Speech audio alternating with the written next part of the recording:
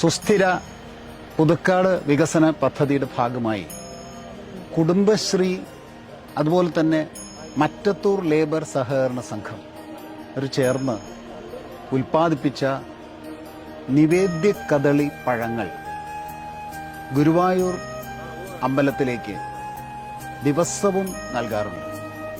ഇത് ഒരു ആധുനിക കാർഷിക പദ്ധതിയാണ്. ഗുരുവായൂർ അമ്പലത്തിൽ ദിവസവും 6000-ഓളം നിവേദ്യ കദളി പഴങ്ങൾ വേണം. അത് ഒരു ഡിമാൻഡ് പോയിന്റാണ്, ഒരു ഡൊമസ്റ്റിക് ഡിമാൻഡ്, ആഭ്യന്തര ആവശ്യകത ഉള്ള ഒരു പോയിന്റാണ്. അതിന് ഉപയോഗിക്കുക എന്നുള്ളതാണ് ഇതിൻ്റെ കാർഷിക തന്ത്രം. ആ ഡിമാൻഡ് എന്നുമുള്ളതാണ്.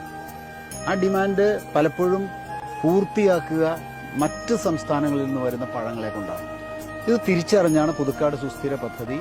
കാർഷിക പദ്ധതി സുസ്ഥിരമായി നിൽക്കണമെങ്കിൽ സ്ഥിരമായി ഡിമാൻഡ് വേണം, സ്ഥിരമായി ഉൽപ്പാദിപ്പിക്കുകയും വേണം. അതിനെ ഫോർവേഡ് ലിങ്കേജ്, ബാക്ക്വേർഡ് ലിങ്കേജ് എന്ന് പറയും. അതിന് ഫോർവേഡ് ലിങ്കേജ് ആണ് ഗുരുവായൂരത്തെ ഡിമാൻഡ്. അതുപയോഗിച്ചിട്ടാണ് ഈ നിവേദ്യ കദളി പദ്ധതി നടപ്പിലാക്കിയത്. കുടുംബശ്രീയാണ് ഈ കദളിവാഴ മുഴുവൻ വെച്ചത്. അവസാനം അത് പുതുക്കാട് മണ്ഡലത്തിലെ എല്ലാ വീട്ടിലും ഒരു കദളിയെങ്കിലും ഉണ്ടാകണം എന്നുള്ളൊരു സംസ്കാരത്തിന്റെ ഭാഗമായിട്ട് മാറി. അങ്ങനെ കർഷകർക്ക് നല്ല വില ലഭിച്ചു.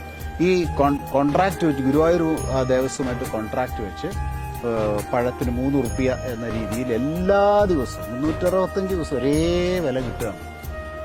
ഉണ്ടാക്കുന്നത് 365 ദിവസം ചിലവാകുകയും ചെയ്യും.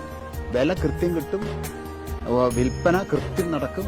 അങ്ങനെ ഒരു സുസ്ഥിരത എന്ന വാക്ക് കൃത്യമായി ഈ പദ്ധതിയിൽ ഉണ്ടായിരുന്നു. അങ്ങനെയാണ് ഗുരുവായൂർ നിവേദ്യ കദളി പദ്ധതി. അത് കോർഡിനേറ്റ് ചെയ്തത് മറ്റത്തൂർ ലേബർ സഹകരണ സംഘം എന്ന ഒരു സഹകരണ പ്രസ്ഥാനം.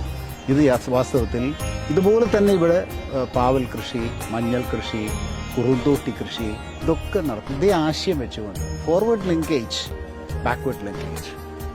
മുൻബന്ധം ഉറപ്പിച്ചു കഴിഞ്ഞാൽ വില ഉറപ്പായി, അതുപോലെ തന്നെ വിപണനവും ഉറപ്പായി. പിൻബന്ധം ഉപയോഗിച്ചാൽ അത് ഉൽപ്പാദിപ്പിക്കുന്നതിൻ്റെ ഉറപ്പ് കിട്ടുക. അങ്ങനെ വളരെ ശാസ്ത്രീയമായ ഒരു കാർഷിക പദ്ധതിയാണ് ഇത്. ഏത് മേഖലയിലും ഇത് നമുക്ക് പരീക്ഷിക്കാവുന്നതാണ്. കാർഷിക മേഖലയുടെ വളർച്ചയ്ക്ക് ഈ രീതിശാസ്ത്രം വളരെ വളരെ പ്രയോജനപ്പെടുന്നതാണ്.